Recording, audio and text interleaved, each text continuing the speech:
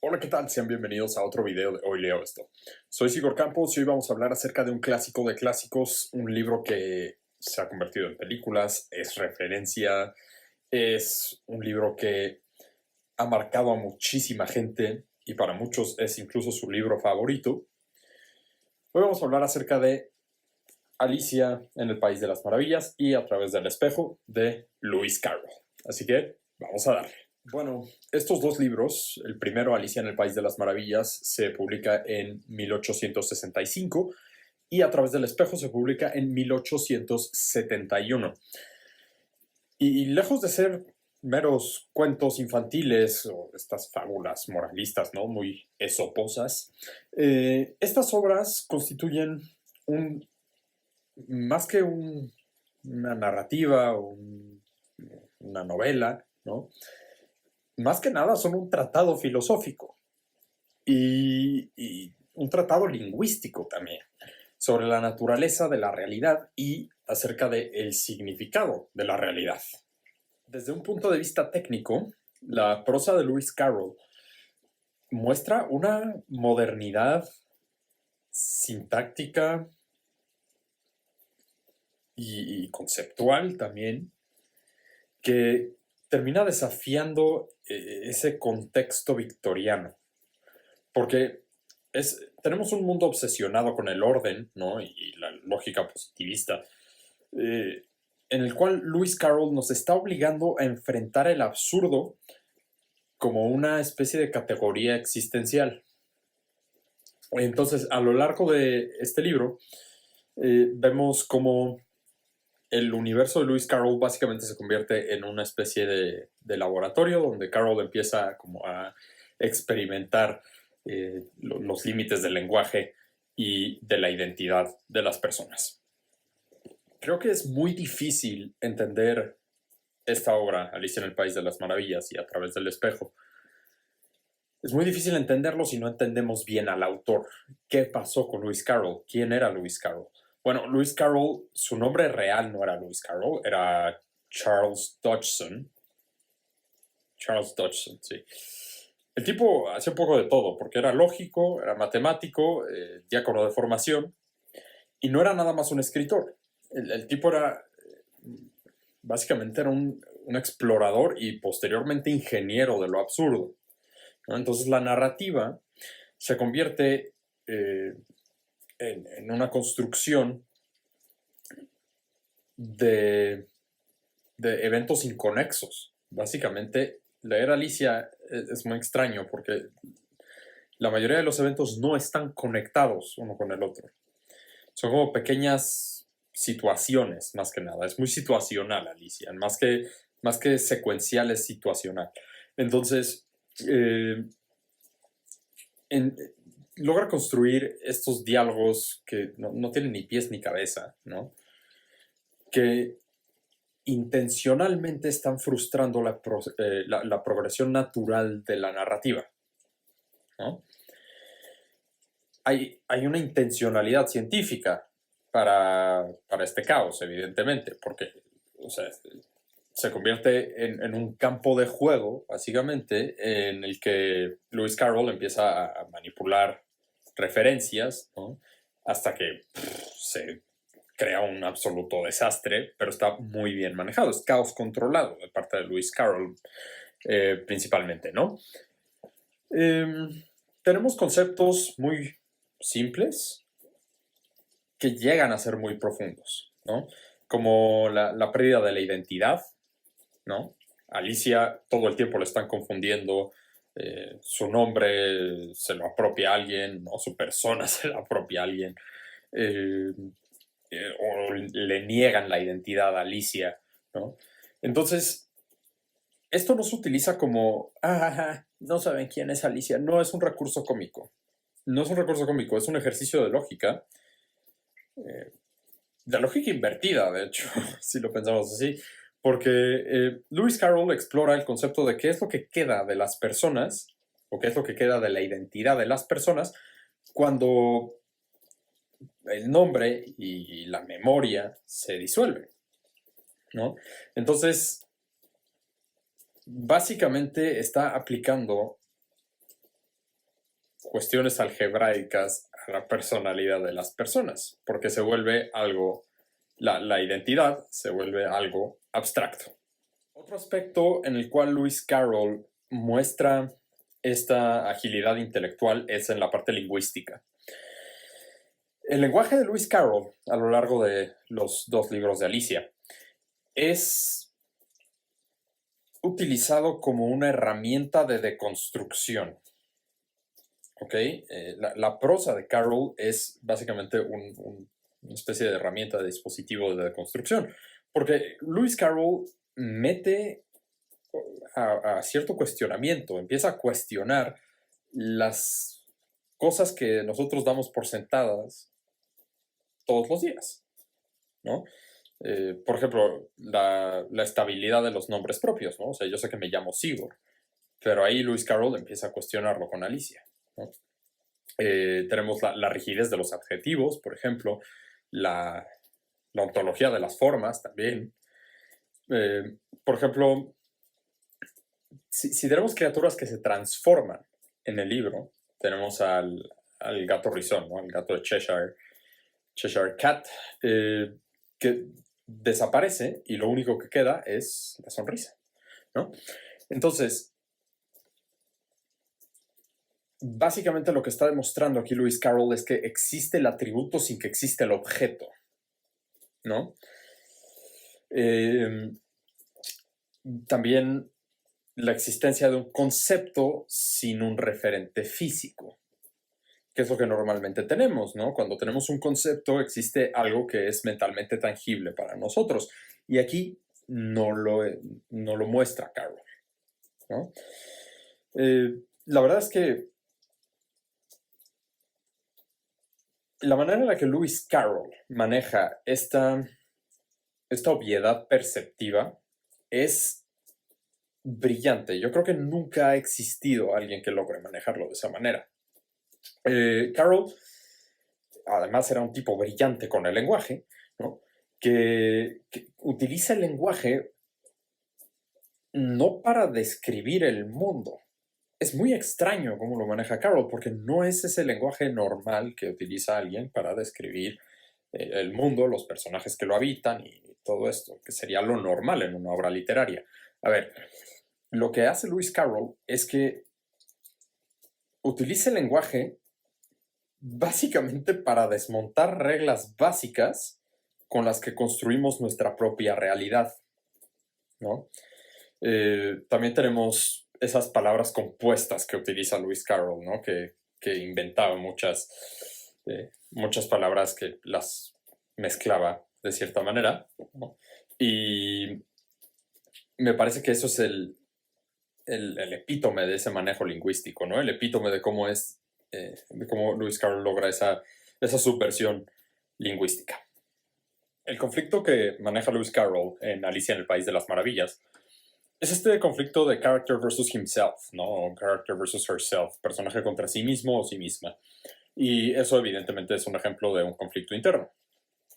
Lo que hace Lewis Carroll es que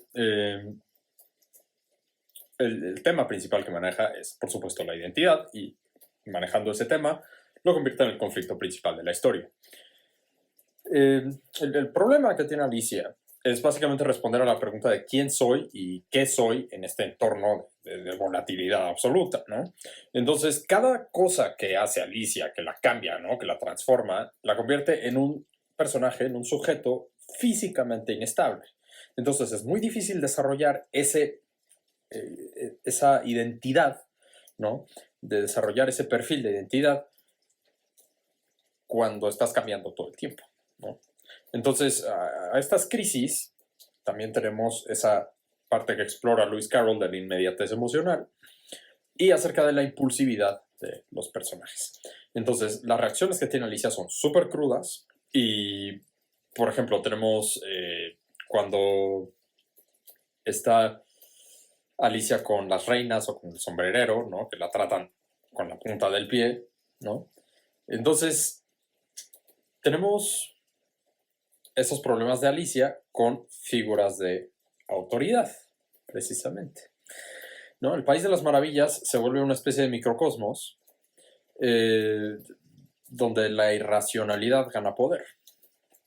Y la tiranía y la grosería, no necesitan estar justificadas. O sea, tú puedes ser tan grosero como te dé tu regalada gana, no tienes que justificar cómo te estás comportando, ¿no?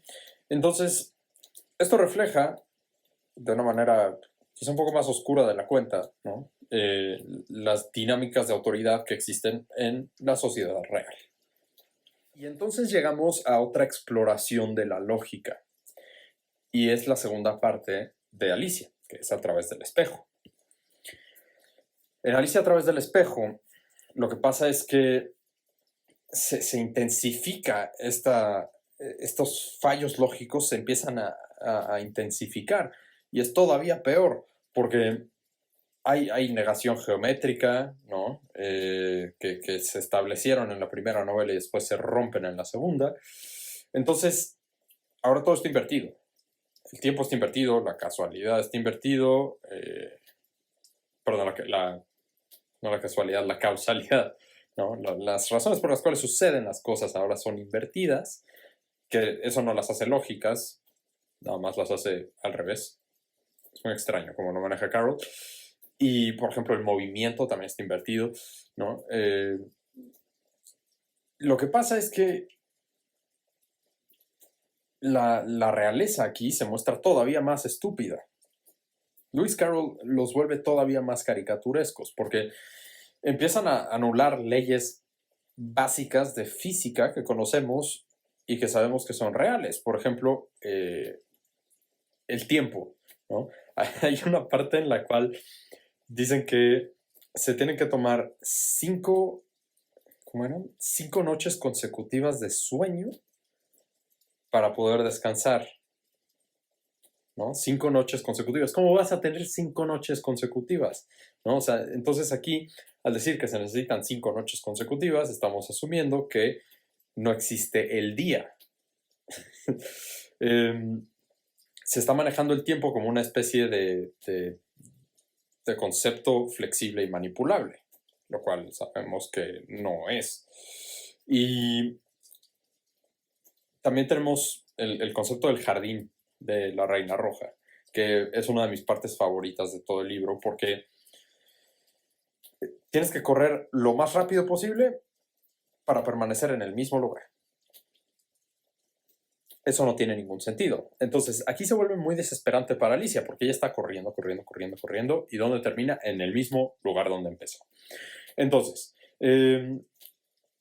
esto funciona como esta especie de alegoría social de parte de Lewis Carroll, y es la crítica, ¿no? Porque la reina representa la realeza, Alicia representa a una persona normal, y cuando la realeza te atrapa en su jardín y tú estás corriendo,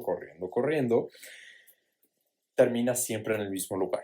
O sea que ante las figuras monárquicas, ¿no? Las figuras de poder, especialmente monárquicas, puedes hacer todo el esfuerzo que puedas, ¿no? O sea, que Alicia corre muchísimo y se cansa muchísimo. Puedes estar hasta el punto del agotamiento y aún así terminas en el mismo lugar. O sea que terminas perdiendo por culpa del sistema, ¿no? El esfuerzo no garantiza la progresión y simplemente se mantiene como estaba. Entonces Carroll nos está hablando acerca de esta especie de uselessness, o sea, de que no sirve para nada.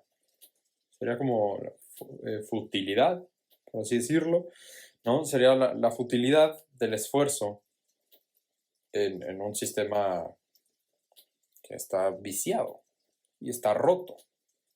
Bueno, el desenlace de la obra nos revela la desesperación existencial de Alicia, ¿no? Que después de todos estos cuestionamientos, después de todas estas cosas que no tienen lógica, que le hacen cuestionarse si realmente ella es la verdadera, o si ella es Alicia, si ella es otra persona, si todo esto, pues eventualmente tiene un efecto bastante fuerte en Alicia, ¿no? Y esa novedad que existía en el País de las Maravillas, que tanto le gustó al principio a Alicia y que estaba fascinando a Alicia y que también a ti como lector te fascina, pues empieza a degradarse porque ya se vuelve común. ¿no? Ya se vuelve lo normal y no es... Y ahí hace algo muy inteligente Lewis Carroll, de hecho. Porque el País de las Maravillas ya se volvió como viejo para Alicia, ya no es una novedad. Y para el lector tampoco. Pero Alicia cambió. Entonces, no es lo mismo para Alicia, porque ella no se da cuenta al estar ahí. Pero como lector tú sí te das cuenta gracias al narrador omnisciente. Que el narrador omnisciente trata de manera muy cercana a Alicia. Creo que Lewis Carroll conoce muy bien a Alicia y la trata de manera experta a lo largo de todo el libro. Entonces, lo que al principio era fascinante, ¿no? Lo que es el caos, ¿no? La volatilidad del mundo y todo este tipo de cosas, ya empieza a agotar a Alicia. Y Alicia despierta y con eso destruye el País de las Maravillas, ¿no? Entonces es básicamente Alicia eligiendo recuperar la realidad, o volver a la realidad. El cierre, pues, termina con ese poema, ¿no? Ese poema es acróstico, me parece que se dice acróstico, porque es que cada primera letra termina formando una palabra, ¿no? Entonces, de hecho, dice Alice Pleasance Lindell, exactamente. Liddell, no Lindell, Liddell. Sí, es un poema de 2, 4, 6, 7 estrofas que termina como una especie de dedicatoria y es una dedicatoria bastante perturbadora, de hecho, ya que sabemos lo que sabemos de Lewis Carroll, porque este poema acróstico está dedicado a Alice Liddell, pero el gesto es una oda, de hecho, de parte de Lewis Carroll a la niña que inspiró la historia. Esto se ve bastante perturbador y es bastante inquietante considerando considerando la vida de Lewis Carroll. En caso de que no lo sepan, el personaje de Alicia está basado en una persona real. Y Lewis Carroll sabemos que tenía pues relaciones con menores de edad. El tipo, pues, digamos que, sí, bueno, no tengo que explicar mucho al respecto, ¿verdad? Entonces, y tampoco quiero que me bajen el video por explicar esto, pero Lewis Carroll, el tipo, pues sí, era un tipo que, pues, tenía atracción hacia menores de edad. Entonces, y sus relaciones con niñas son súper desagradables.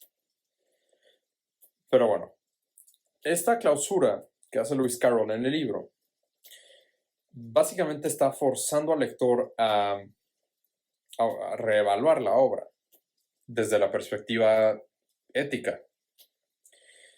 Porque es muy chistoso, porque si tú leyeras estos dos libros sin ningún concepto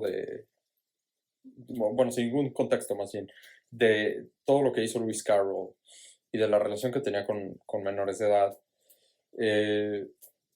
pues está bien, no hay ningún problema, pero ya que lo estás leyendo con esa lupa, ¿no? Con esa perspectiva, sabiendo lo que sabemos de Lewis Carroll, hay cosas que son muy perturbadoras. Muy perturbadoras. O sea, yo creo que también lo de cambiar el tamaño y todo ese tipo de cosas, ahí hay otra cosa que también está bastante fea. Y sí, o sea, Lewis Carroll era un tipo brillante y creo que sí es importante separar al autor de la obra. Pero eso no quita que el tipo haya sido un pederasta, ¿no? O sea, era... Y es la verdad, y hay fotos, y hay de todo, o sea, tenemos toda la evidencia. Una persona espantosa, Lewis Carroll. Pero sí, en esta parte, pues si volvemos al texto, ¿no? libro que es Alicia, en el País de las Maravillas y a través del espejo. Y lo vemos como un ejercicio. Se vuelve muy difícil separar actor de obra, ¿no? Porque si no existiera esta relación que tenía Lewis Carroll con menores de edad, pues probablemente, bueno, seguramente no existiría el personaje de Alicia y estos dos libros. Pues para concluir, ¿qué pienso acerca de Alicia? Creo que Lewis Carroll logra un... Es un logro importante de parte de Lewis Carroll, ¿no? Porque tenemos una metáfora brillante sobre el abandono de la niñez, ¿no? La entrada a la edad adulta y esa disolución de certezas, ¿no? Que tenemos. Así como el debate entre la lógica y lo absurdo. Entonces, por otra parte, tengo que decir una cosa. Aquí está uno de mis poemas favoritos de toda la vida, que es Jabberwocky. Jabberwocky, nada más para cerrar con eso, Jabberwocky es un poema maravilloso porque es un poema que está escrito con puras palabras inventadas y aún así logra que tenga sentido, ¿no? Y curiosamente es un poema narrativo. No es lírico, es narrativo. Y como dato curioso, es el único poema en el mundo que me sé de memoria. No hay otro poema que me sepa de memoria. El único que me sé de memoria es Jabberwocky de Lewis Carroll. Pero bueno. Señoras y señores, hasta aquí vamos a dejar el video de hoy. No olvides dejar un like, comentar si ya leíste Alicia en el País de las Maravillas, qué te pareció. Si no tienes nada que comentar, déjame un emoji de conejo. Entonces, si nunca han leído Alicia, les recomiendo que lo chequen. Y si ya lo leyeron, creo que sería bueno releerlo, porque si no lo tomas como la parte solo narrativa y lo tomas como una especie de manifiesto, si lo tomas por parte filosófica, creo que puede ganar cierta perspectiva y cierto valor adicional que tal vez uno no podría percibir de parte de una maravilla y un absoluto clásico, como es Alicia en el País de las Maravillas y A través del espejo de Lewis Carroll. Y hasta aquí dejamos el video de hoy. No olvides dejar un like, comentar, suscribirte, checar los otros videos. Me puedes seguir en TikTok como Hoy Leo Esto, donde estoy más activo. Y nosotros nos estaremos viendo hasta la próxima en otro video de Hoy Leo Esto. Hasta luego.